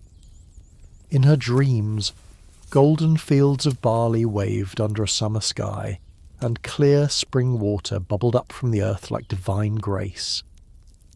The midnight bell roused the sisters from sleep, calling them to prayer in the darkest hours of night. They moved through the familiar rituals with the ease of long practice, their voices joining in ancient psalms that had been sung through centuries of faithful observance. In the flickering candlelight, their faces showed the peaceful concentration of those whose inner and outer lives had found harmony. After returning to sleep following the night office, Agnes woke again with the first light of dawn. Today would bring the next stage in the brewing process, the addition of yeast and the beginning of fermentation. Before joining her sisters for the morning office of lauds, she slipped quietly to the brewing house to check on the cooling wort. The large wooden vessel stood undisturbed in the silent brewing house. Agnes dipped a clean finger into the liquid, testing its temperature. It had cooled sufficiently overnight, neither too warm to shock the yeast nor too cool to inhibit its activity. She nodded with satisfaction, then hurried to join her sisters for morning prayer. After the morning office and a simple breakfast of bread and watered wine, the brewing sisters returned to their domain. Sister Beatrice carried the precious ceramic jar that contained their yeast, carefully preserved from the previous batch.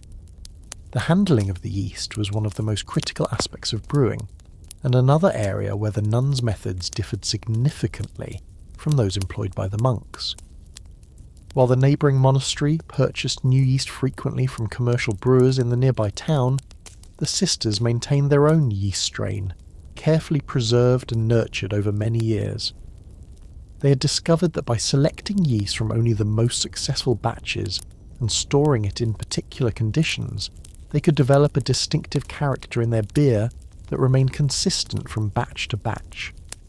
"Remember," Agnes instructed as Beatrice prepared to add the yeast to the cooled wort, "we stir 3 times clockwise, offering our work to the Holy Trinity, before allowing the yeast to begin its hidden work."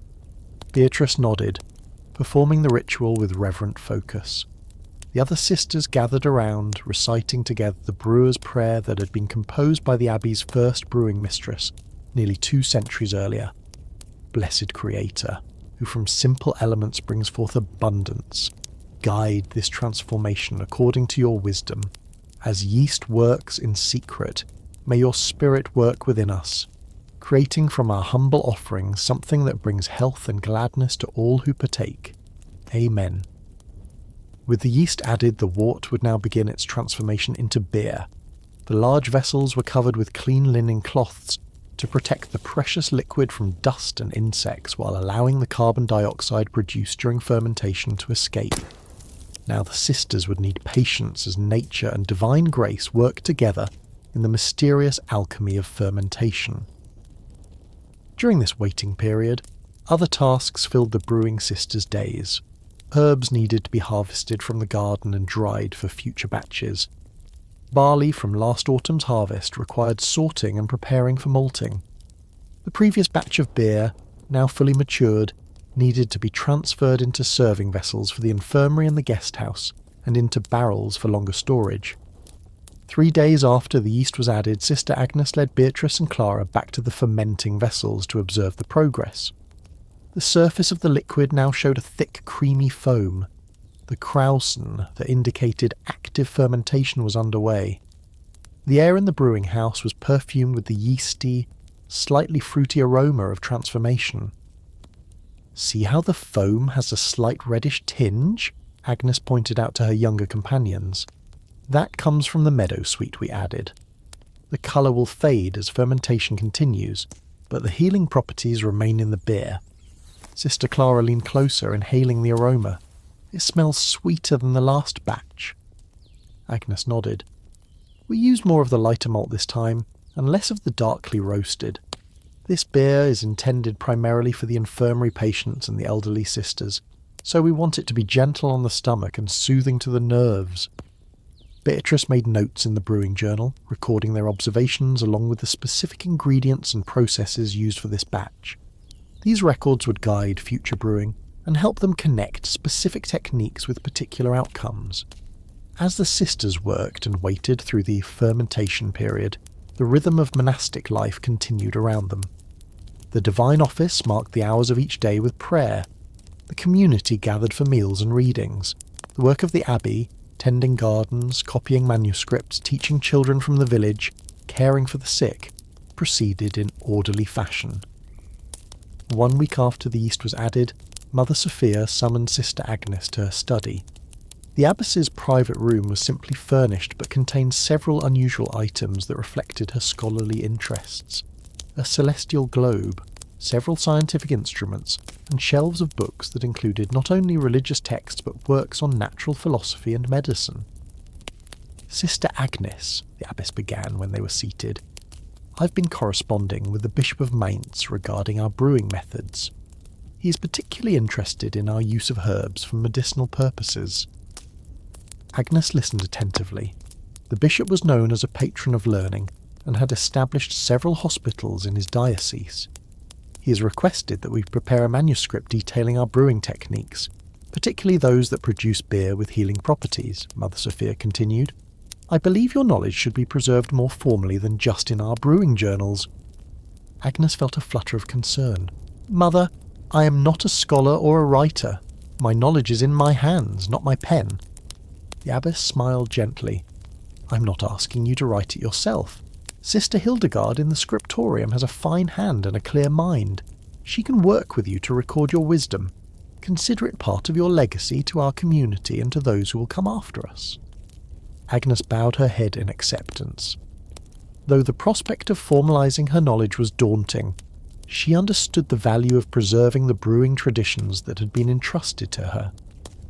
As you wish, Mother. When shall we begin? After the current batch is completed and the novices from Eibingen have arrived, they can observe and learn while you instruct Sister Hildegard as well. With this new responsibility in mind, Agnes returned to the brewing house with a heightened awareness of the knowledge she carried, not just in her mind, but in the memory of her muscles, in the intuition developed through decades of practice, in the subtle adjustments she made based on circumstances that she had never needed to articulate. 2 days later, as the fermentation began to slow and the foam on the brewing vessel started to subside, the abbey received its expected visitors. The 2 novices from Eibingen arrived in the company of an older nun who had returned to her abbey after delivering them safely. Sister Margaret and Sister Johanna were both in their early 20s, with the eager expressions of those hungry for knowledge. After being welcomed by Mother Sophia and shown to their temporary quarters in the guest house, the novices were brought to the brewing house, where Agnes and Beatrice waited to meet them. Welcome to Hildegard's Abbey, Agnes greeted them warmly. I understand you wish to learn our brewing methods. Sister Margaret, the taller of the 2 with serious eyes and a thoughtful expression, nodded. Our abbess believes we should re-establish the brewing tradition at Eibingen, as it was in Hildegard's time. Many of her writings on brewing have been preserved, but the practical knowledge has been lost. Our infirmarian also wishes to incorporate more brewing knowledge, added Sister Johanna, who had a more animated manner and quick observant eyes. She believes that properly prepared beer can be more effective than many herbal preparations for certain conditions. Agnes gestured for the novices to follow her to the fermenting vessels. You have arrived at a fortunate time. This batch is nearing the end of its primary fermentation. Tomorrow we will transfer it to the aging vessels. You will be able to observe the entire process from beginning to end during your stay with us. The novices looked at the fermenting beer with interest, asking thoughtful questions about the ingredients and the timeline of the brewing process. Agnes was pleased with their genuine curiosity and evident intelligence. Teaching them would be a pleasure. For the next several weeks, the daily routine of the brewing sisters expanded to include instruction of the visitors. Agnes found that explaining her methods to others clarified her own understanding, bringing to conscious awareness techniques and knowledge that had become instinctive through long practice. Sister Beatrice proved to be an excellent assistant teacher, particularly patient in demonstrating the practical skills of brewing. Sister Clara, though still learning herself, took pride in sharing what she did know with the visitors who were close to her in age. Sister Hildegard from the scriptorium joined them for several hours each day, carefully recording Agnes's explanations and the visitors' questions. Her quill moved swiftly across the parchment as she captured not just the technical details of brewing, but the philosophy behind the sisters' approach, the integration of physical and spiritual elements, the attention to healing properties, the rhythm of prayer that infused the process. One afternoon, as they were discussing the different qualities of hops grown in various locations, Sister Margaret asked a question that made Agnes pause. Why do you believe the beer brewed by nuns often surpasses that brewed by monks? The brothers at the monastery near Eibingen produce large quantities, but even they admit that the quality is inconsistent. Agnes considered her response carefully. I would not claim superiority, she began diplomatically. but I have observed certain differences in approach. The brothers often focus on quantity. They must produce enough to fulfill their obligations of hospitality to large numbers of travellers and pilgrims. She paused, organising her thoughts. We, however, brew with different priorities. First, many of us come to the brewing house having already served in the infirmary or herb garden. We bring knowledge of plants and their effects on the body's humours. Sister Beatrice added, and we pay particular attention to cleanliness. Mother Agnes has taught us that invisible creatures can spoil the beer if our vessels are not properly cleaned. There is also the matter of patience, Agnes continued. Our batches are smaller, which allows us to attend to details that might be overlooked in larger operations.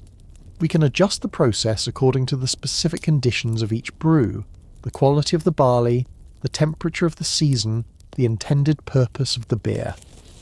Sister Hildegard's quill scratched rapidly across the parchment as she recorded these insights.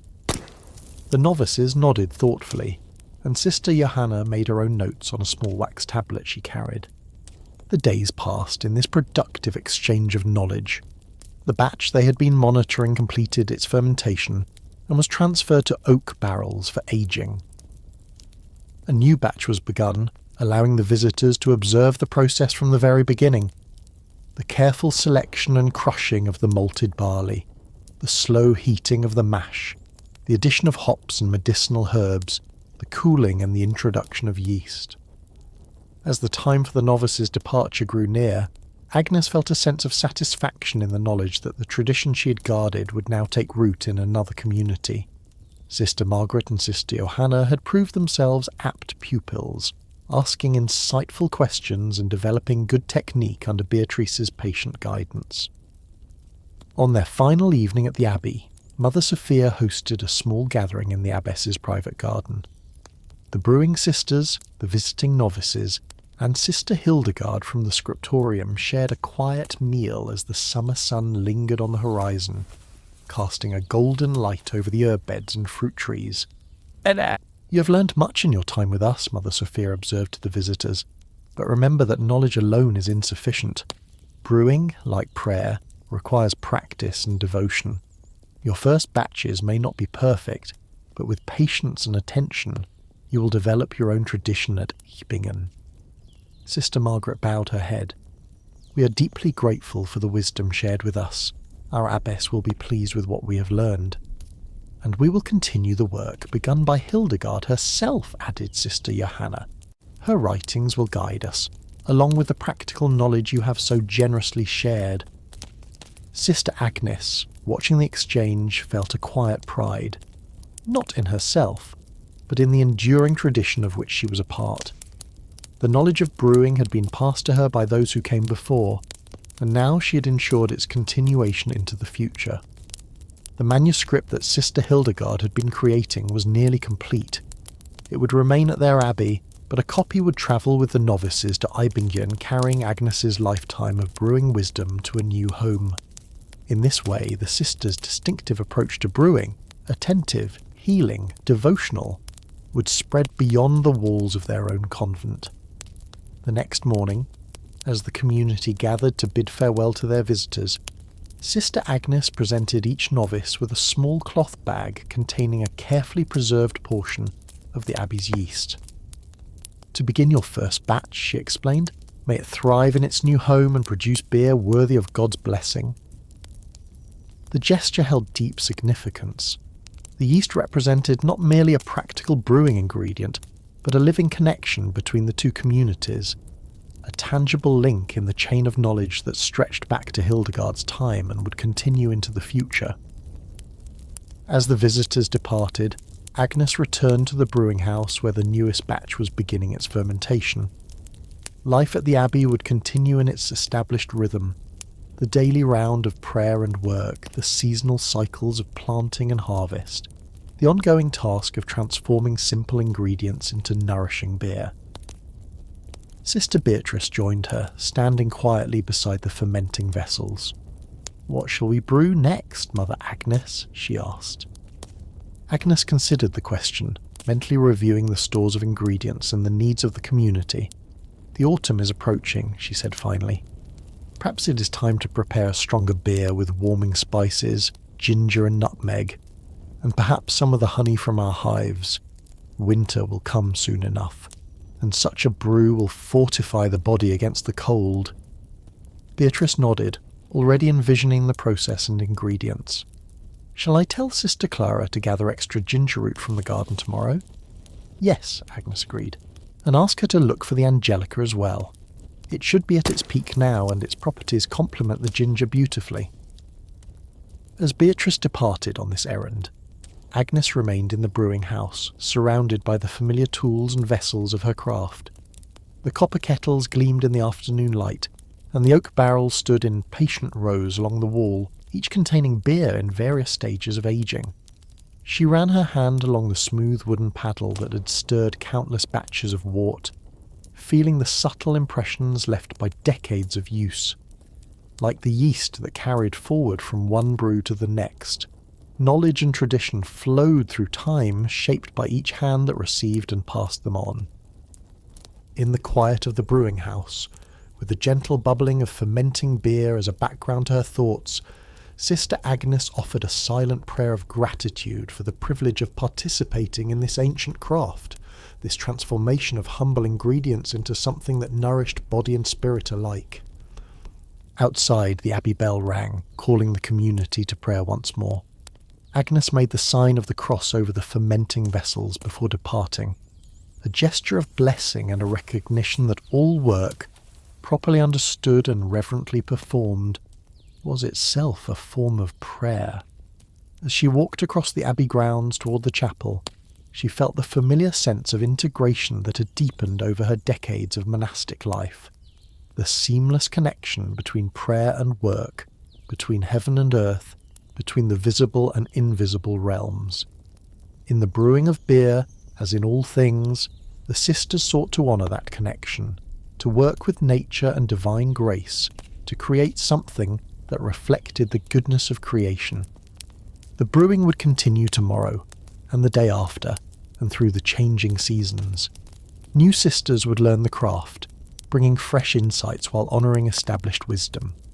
The manuscript being created would preserve Agnes's knowledge for future generations, and in abbeys and convents across the land, the distinctive brewing traditions of women religious would continue to produce beer that surpassed many of their male counterparts' efforts, not through competition, but through a uniquely feminine integration of practical skill, healing knowledge, patient attention, and devotional mindset.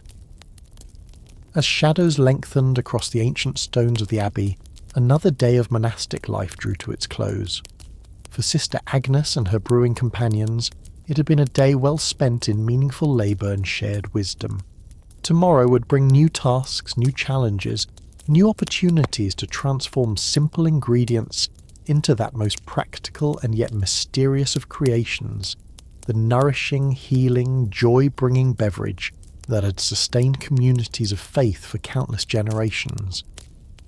Let us now turn the page to another chapter, where ancient vessels warm by hearthlight and the silent gardens of a different order yield their secrets to patient hands. Through the mist of centuries, another story waits to be whispered into the night. Through centuries of silence, their recipes whispered from mother to daughter, aunt to niece, abbess to novice. The quiet hands of sisters passed, their knowledge flowing like amber rivers through time's tapestry. Their brewing wisdom, once celebrated, then forgotten, now emerges from history's shadows, gentle as dawn light on ancient stone. The morning mist hung like a celestial veil over the valley of St. Catherine's, an abbey whose weathered stones had witnessed the passing of 17 generations of sisters. It was the year 1412, and while the world beyond the abbey walls churned with the unrest of kings and commoners alike, within this sacred enclosure, a different kind of legacy was being preserved. One measured not in gold or titles, but in the gentle bubbling of fermentation and the sweet perfume of malted barley. Sister Agnes, her face lined with the wisdom of 6 decades, moved with deliberate grace across the brewery floor. The wooden planks beneath her feet had been worn smooth by the same pattern of movement, repeated day after day, year after year. The brewing house stood apart from the main abbey buildings, a sanctuary within a sanctuary, where the traditions of brewing had been passed down through an unbroken chain of women since the abbey's founding in the 9th century. The soft golden light of early morning filtered through small windows of oiled parchment, illuminating dust motes that danced in the air like silent prayers. Agnes paused by the great copper kettle, its surface burnished to a warm glow by countless hands before hers. With reverence she placed her palm against the metal, feeling the connection to those who had stood in this very spot centuries before. Behind her, the door creaked open on its ancient hinges, admitting Sister Matilda, a woman half Agnes's age but with the same serene presence that characterised all who had been chosen to learn the sacred art of brewing.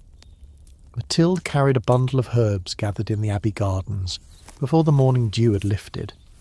Horehound and yarrow, chamomile and sage, each selected with careful attention to the subtle energies they would impart to the brew. "I've brought what you requested, Sister Agnes," Matilda said, her voice barely above a whisper, as if ordinary speech might disturb the alchemy of the brewing house. Agnes nodded, accepting the bundle with hands that knew each herb by touch alone. "Today, you will see how these become more than the sum of their parts," she said. "Today, you will begin to understand why our sisters have been entrusted with this knowledge since the time of Abbess Hildegard herself." The mention of Hildegard von Bingen, the renowned abbess, mystic and herbalist who had lived 3 centuries earlier, brought a look of reverent awe to Matilda's face. Though Hildegard had never walked the halls of St. Catherine's, her teachings on the healing properties of plants had spread throughout the convents of Europe, forming the foundation upon which many brewing traditions were built. Agnes began to separate the herbs, explaining their properties with the patience of one who understood that knowledge transferred too quickly was knowledge half received. "Yarrow brings clarity and protection," she murmured, her fingers gently bruising the feathery leaves to release their essence. "Horehound strengthens and purifies, chamomile soothes and balances, and sage." "Sage brings wisdom and long life," Matilda completed, earning a rare smile from her mentor. "Yes, and together they create something our brothers at St. Martin's Monastery have never quite mastered, though they've tried for generations to divine our secret." The rivalry between the nuns of St. Catherine's and the monks of St. Martin's was an ancient one, though it had always remained civil. Each winter, when the abbot and his senior brothers would visit to sample the season's new brew, they would depart with expressions of puzzled admiration, never quite able to replicate the sisters' results, despite their own considerable skill. As the day progressed, Agnes guided Matilda through the precise choreography of brewing. The malted barley, grown in the abbey's own fields and prepared over weeks of careful attention, was mixed with water drawn from the sacred spring that bubbled up beneath the abbey's chapel. The sisters worked in contemplative silence, each movement a form of prayer, each step an act of devotion to the craft that had sustained their community for centuries. When the wort was prepared and the herbs added at precisely the right moment, neither too early nor too late, Agnes showed Matilda how to invite wild yeasts into the brew, a technique that the monks never quite understood. While the brothers at St. Martin's kept their yeast strains jealously guarded, the sisters of St. Catherine's knew that the finest yeast came not from hoarding, but from harmonising with the natural world. "We do not command the yeast," Agnes explained as she carried the mixture to the open window, where it would sit exposed to the evening air. "We invite it to join in our creation, as God invites us to join in His." This philosophy extended beyond brewing to every aspect of life at St. Catherine's. While many monasteries operated as closed systems, the abbey maintained a tradition of openness to nature, to visitors, to new ideas that might enhance their understanding of God's creation. It was this openness, Agnes believed, that gave their beer its distinctive character, one that could never be replicated by those who sought to control rather than collaborate with the natural world. As twilight descended over the valley, casting long shadows across the abbey grounds, The two women completed the day's work by saying prayers over the fermenting vessels. Tomorrow would bring another stage in the process, and the day after that, another. Brewing was not a single act but a journey, much like the spiritual journey that had brought each sister to this place. That evening, as the community gathered in the refectory for the evening meal, Abbess Catherine spoke of the history that connected them all. Our founder, Abbess Gertrude, came to this valley in the year 827, she reminded them, her voice carrying easily in the hushed room. She brought with her 3 things: a relic of the true cross, a book of psalms, and the knowledge of brewing that had been passed to her by her own abbess. The sisters nodded, familiar with the story but drawing comfort from its retelling, as one might from a beloved bedtime tale. The history of St. Catherine's was interwoven with the history of brewing, not merely as a practical skill but as a sacred trust. In those early days, the abbess continued, it was our brew that sustained this community through famine and plague, that provided the coins needed to build our chapel stone by stone, that earned us the respect of lords and peasants alike. And it was our brew that healed the sick when other remedies failed, because our sisters understood what others did not, that healing comes not from the herb alone, but from the intention with which it is prepared. Sister Matilda, seated near the end of the long table, listened with growing understanding. The day in the brewing house had shown her that making beer was far more than a mechanical process. It was a form of spiritual alchemy, transforming humble ingredients into something that nourished body and soul alike. Later that night, as the abbey lay swathed in darkness and silence, Agnes led Mathilde to a small room adjacent to the library. By the light of a single candle, she unlocked an ancient chest and withdrew a manuscript bound in cracked leather. "This is our brewing codex," Agnes said softly, reverently placing the book on a reading stand. "It contains not only recipes, but the wisdom of every brewing mistress who has served this abbey since its foundation. Each has added her observations, her discoveries, her insights. This is the true secret of why our beer excels, not just herbs or technique, but the accumulated wisdom of generations of women who observed and understood the subtle mysteries of fermentation." Matilda gazed at the manuscript, its pages covered in different handwritings, some firm and clear, others trembling with age, all recording the same devotion to craft and community. Some entries were practical: barley harvested after the second full moon of summer yields the sweetest malt, while others verged on the mystical: as the wort breathes, so the spirit of the beer awakens. Listen for its song in the bubbles. "One day," Agnes said, "you will add your own wisdom to these pages, and long after both of us have returned to dust, sisters yet unborn will read our words and carry this knowledge forward." This was the heart of the legacy that St. Catherine's preserved, not just the beer itself, but the continuous thread of female knowledge that had survived wars, plagues, and the shifting tides of church politics. While men's brewing traditions had often been disrupted by conflict or competition, the sisters had maintained their practices in the quiet shelter of the abbey, refining and developing them through centuries of careful observation and experimentation. The following morning, Agnes and Mathilde returned to the brewing house to check on their creation. Overnight, the mixture had begun to ferment, releasing a subtle fragrance that filled the room, yeasty and floral with undercurrents of herb and honey. Agnes showed Mathilde how to listen to the brew, to place her ear near the surface and hear the gentle popping of carbon dioxide bubbles. "The brew speaks," Agnes said. "Most brewers hear only with their ears, but we must learn to hear with our hearts as well.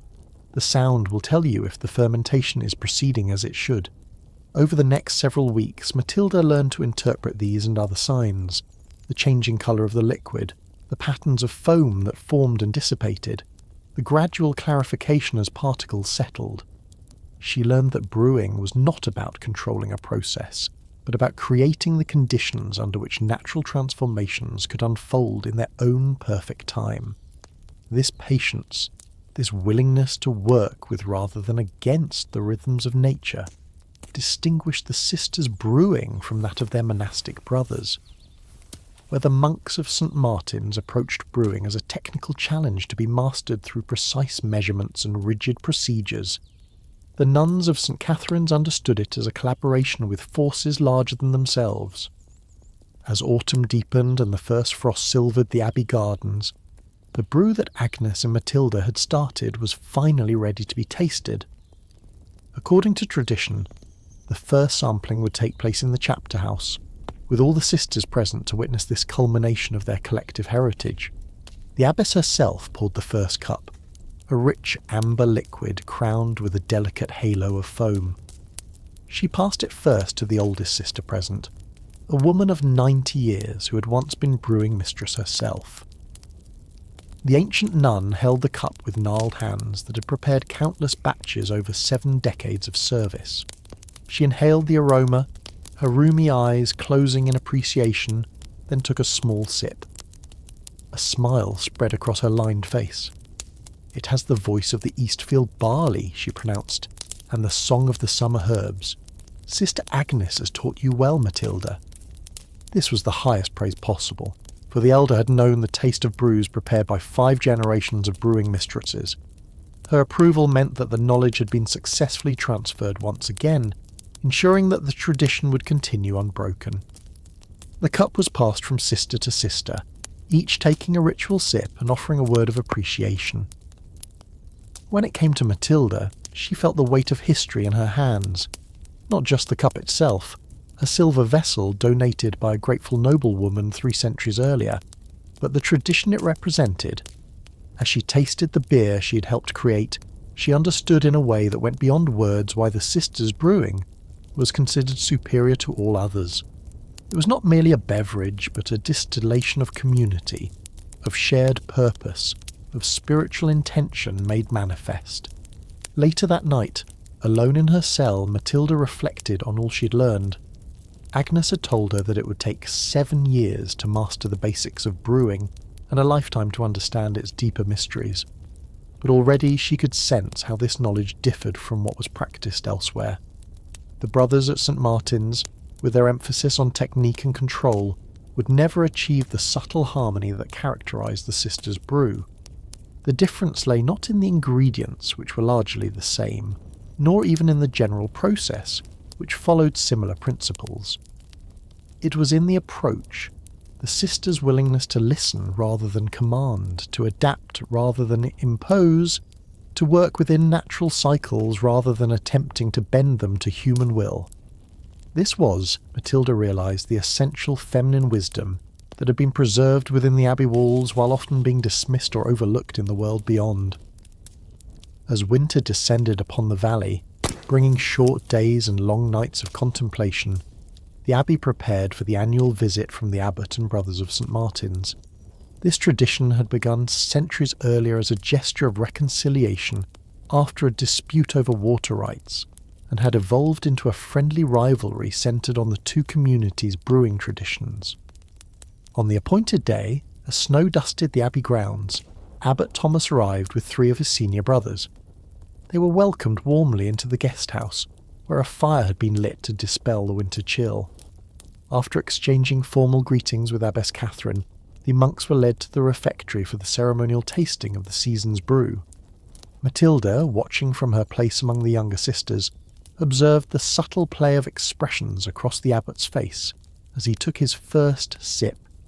Initial confidence giving way to surprised appreciation, followed by the familiar look of puzzled admiration that had characterized these visits for as long as anyone could remember.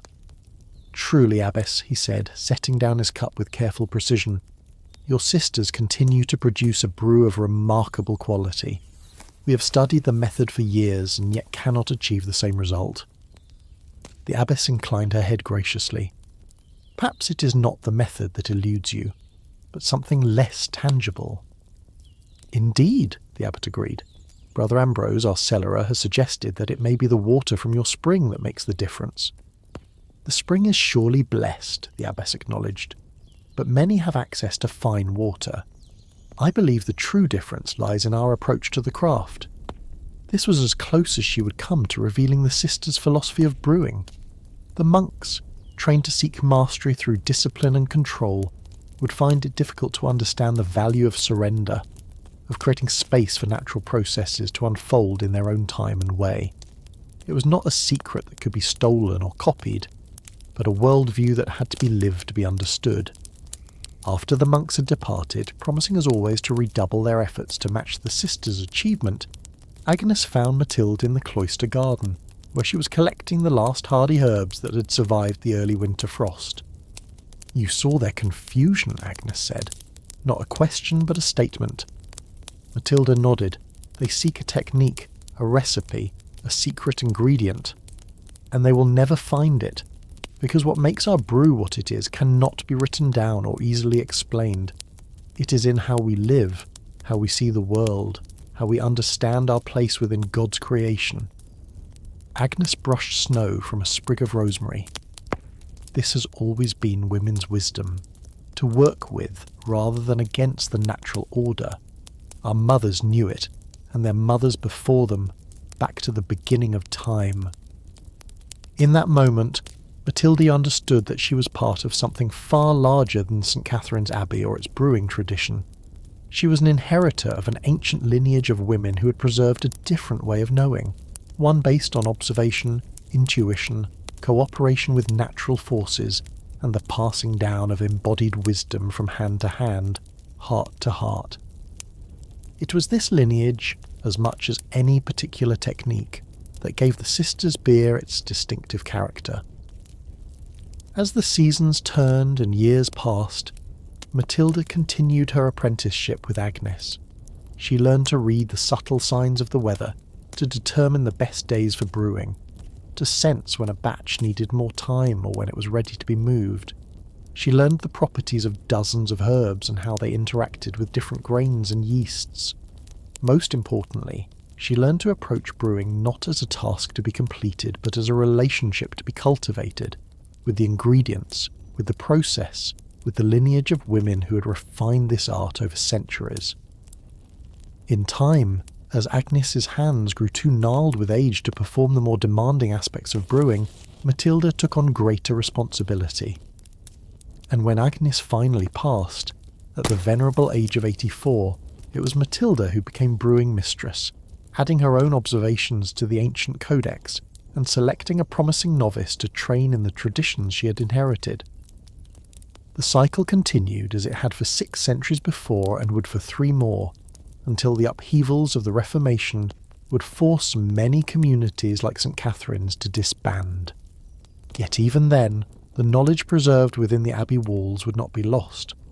Former nuns returning to secular life would carry their brewing wisdom with them, passing it to daughters and granddaughters, many of whom would become the alewives and tavern keepers of the following centuries, women whose brewing expertise would be celebrated throughout their communities, even as its monastic origins were forgotten.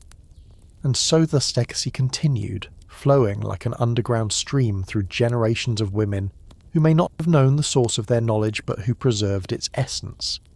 The understanding that brewing was not merely a mechanical process, but a form of communion with the natural world and with those who had come before.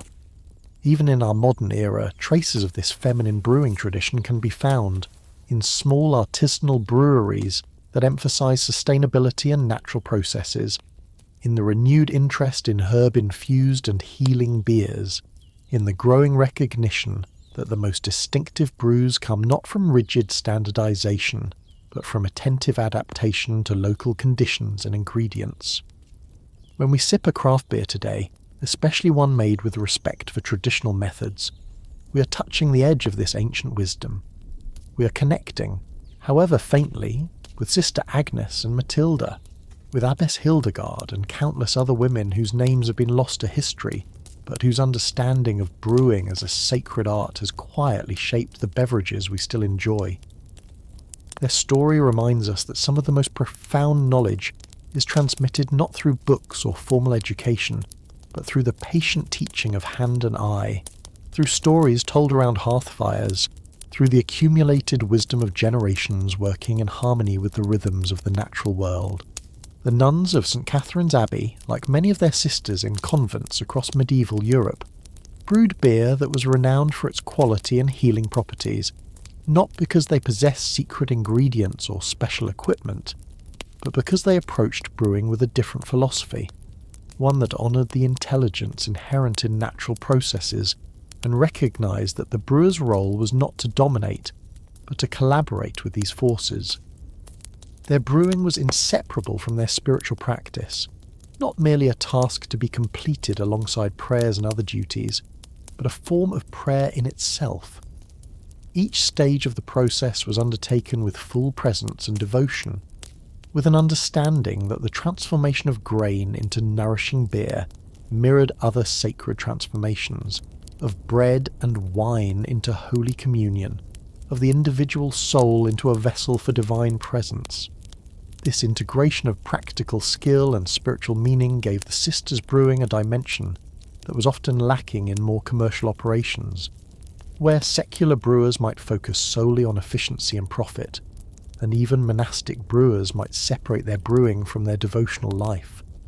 The nuns brought the same contemplative awareness to brewing that they brought to illuminating manuscripts or chanting psalms.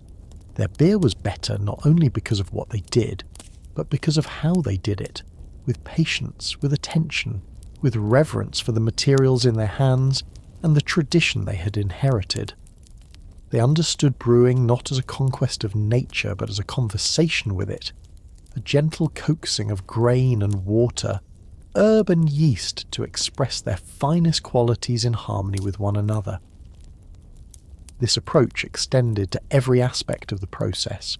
Where monks might treat water as a mere ingredient, the sisters recognised it as a living entity with its own character and energy. The spring that supplied St. Catherine's Abbey was tended with the same care given to the altar in the chapel, its surroundings kept clean, its flow honoured with simple ceremonies of gratitude, its water drawn with consciousness and respect. Similarly, the grains used in brewing were not anonymous commodities, but the harvest of fields the sisters knew intimately, having walked their boundaries in all seasons, having blessed the sowing and given thanks for the reaping. The connection between brewer and ingredient was direct and personal, creating a relationship that informed every decision in the brewing process. This intimacy with their materials allowed the sisters to work more intuitively than their male counterparts. Where monks might rely on fixed recipes and rigid timing, the brewing nuns would adjust their methods based on subtle cues, the particular aroma of that season's malt, the vigour of the yeast, the energetic quality of the day itself. This flexibility, far from leading to inconsistency, actually allowed them to achieve a more consistent excellence by adapting to the unique character of each batch. Another distinctive aspect of the nuns' brewing was their use of herbs and other botanicals. While male brewers certainly used herbs as well, hops were becoming increasingly common in the 15th century, gradually replacing the earlier Groot mixture of botanical preservatives. The sisters' knowledge of plant medicine was often deeper and more nuanced. Many convents maintained extensive physic gardens where medicinal plants were grown and studied. The nuns' understanding of these plants went beyond simple categories of flavour or preservation. They knew how different herbs interacted with the body's systems, how combinations could create effects greater than the sum of their parts, how growing conditions and harvest timing could affect a plant's properties. This herbal knowledge, combined with their intuitive approach to brewing, allowed the sisters to create beers that were not just beverages, but balancing tonics, gentle remedies, supporters of overall well-being. A beer brewed at St. Catherine's might be designed to ease winter melancholy, to strengthen digestion, to restore energy after illness, or simply to bring the drinker's system into greater harmony. Purposes far beyond mere refreshment or nutrition. Such healing brews were an expression of the sisters' broader mission of service and care. Many convents operated hospices for the sick and indigent, and their brewing was an extension of this healing work. The beer provided to a recovering patient was brewed with specific intention for restoration and strength. That served to a weary traveller was designed to refresh and relax. That offered to a birthing mother would support her labour and recovery. This integration of brewing and healing set the nuns' work apart from most male brewing traditions, which tended to focus more on standardization, shelf life, and commercial considerations. The monks of St. Martin's produced excellent beer by the technical standards of their day, but they lack the sisters' deep integration of brewing with the broader healing arts. The different social positions of monks and nuns also influenced their brewing in subtle but significant ways. Monasteries, especially the larger and wealthier ones, were often important political and economic institutions, deeply embedded in networks of power and patronage. Their brewing operations reflected this worldly engagement, focused on prestige, on meeting the expectations of important visitors, on maintaining their reputation in comparison to other notable breweries. Convents, while certainly not removed from the medieval social order, often operated with somewhat more independence from these pressures. Their relative marginality within church power structures sometimes allowed them greater freedom to preserve older traditions and to brew according to their own standards rather than external expectations. The Sisters of St. Catherine's were less concerned with following the latest brewing fashions from the university towns or the great commercial centres. They were guided instead by their own sensory evaluation and by the responses of those who drank their beer for nourishment and healing. This independence was reinforced by the economic realities of convent life. While wealthy monasteries might have extensive commercial brewing operations, convents often brewed on a smaller scale, primarily for their own community and for the pilgrims, patients, and local people they served. This smaller scale allowed for greater attention to detail and more experimental variation between batches, luxuries that larger operations with standardized production could not afford. The sisters also benefited from the general division of labour within medieval society. While brewing gradually became professionalised and masculinised in urban centres during the later medieval period, for most of the Middle Ages brewing was considered women's work in domestic settings. This meant that many novices came to the convent already familiar with basic brewing techniques, having learned them at their mothers' sides before taking the veil. The convent brewing tradition thus drew not only from its own lineage, but from the broader well of feminine brewing knowledge that existed throughout society. This connection to domestic brewing traditions gave the nuns' work a groundedness sometimes lacking in male monastic brewing, which was more institutionalised and removed from household practice. When a girl entered St. Catherine's, having already helped her mother brew the family's ale, she brought with her practical knowledge and sensory memories that enriched the convent's tradition. The rhythm of brewing at St. Catherine's reflected this integration of monastic discipline and domestic wisdom. Unlike the continuous production of larger breweries, the sisters brewed according to seasonal cycles and community needs, more frequently in summer when the work was physically easier and risk of spoilage higher, less often in winter when each batch could be stored longer in the cool cellars beneath the abbey. This cyclical approach allowed them to align their brewing with other seasonal activities, using the first spring herbs to create restorative ales after the deprivations of Lent, brewing heartier, warming beers as autumn turned to winter, incorporating the honey from their own hives after the summer harvest. Each season's brew carried the distinctive character of that particular moment in the turning year, creating a liquid calendar that marked time through taste and aroma. As the centuries passed, this women's brewing tradition faced increasing challenges. The growth of commercial brewing, the standardization of methods, the gradual exclusion of women from brewing guilds, and eventually the upheavals of the Reformation would all threaten the continuation of what the sisters had preserved. Many convent breweries were dissolved along with their communities. Others adapted to changing circumstances by becoming more commercial and less distinctive. Yet the essence of their knowledge, the understanding of brewing as a holistic practice involving relationship with ingredients, attunement to natural cycles, and integration with healing traditions, was not entirely lost. It went underground, preserved in the practices of village healers, herbalists and household brewers, surfacing occasionally in unexpected places, in the distinctive beers of certain regions where women maintained brewing responsibilities longer than elsewhere. in family recipes passed down through generations, in the revived interest in herbal brewing that has emerged in our own time. Today, as we witness a renaissance of craft brewing and a renewed appreciation for traditional methods, we have an opportunity to recover something of what the brewing nuns understood: that beer at its best is not merely a commodity, but a healing food, a community builder, an expression of place and season, a liquid embodiment of care and attention.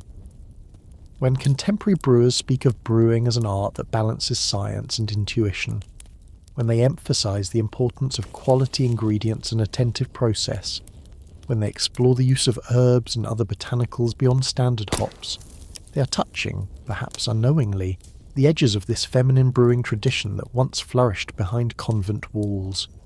The story of why medieval nuns brewed better beer than monks is not merely a historical curiosity, but a window into different ways of knowing and creating, ways that have often been marginalised, but that offer valuable wisdom for our own time. In a world increasingly dominated by industrial processes and standardised products, the sisters' approach reminds us that some forms of excellence can only be achieved through relationship, through presence, through the integration of hand and heart. Their legacy invites us to approach brewing, and perhaps all forms of creation, not as a technical problem to be solved, but as a conversation to be joined, a dance with forces larger than ourselves. In this, the brewing nuns of medieval Europe offer us not just a lesson in beer history, but a glimpse of a different way of being in the world, one marked by patience, by attention, by reverence for the materials in our hands and the traditions we have inherited. This is the gift that Sister Agnes passed to Matilda, that Matilda passed to her own successor, that flowed through generations of women's hands like the Abbey's sacred spring water, the understanding that true mastery comes not from imposing our will upon the world, but from learning to work in harmony with the wisdom embedded in nature itself. It is a wisdom worth remembering as we sip our own brews, a quiet legacy that continues to ripple outward through time, as subtle and essential as the herbs in the sisters' beer, as enduring as the abbey stones that witnessed their ancient art. Thank you for staying with us through this gentle journey into the forgotten art of medieval brewing, sisters. If you found comfort in these historical whispers, we'd be honoured to have you subscribe so you never miss our next soothing tale from history's quieter corners. Until we meet again in another story, may your dreams be peaceful and your rest complete.